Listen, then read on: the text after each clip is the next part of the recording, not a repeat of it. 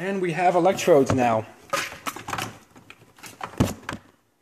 Got to plug it in though.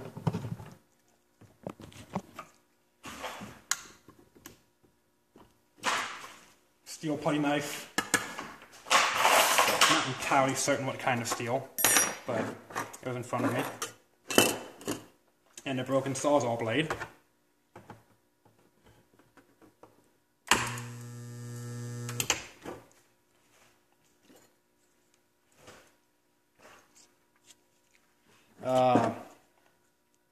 Electromagnet thingy out of a wheelchair motor I took apart once.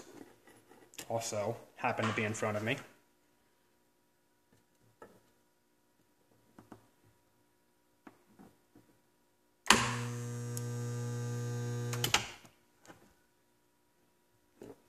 I'd have bought a battery together, I think.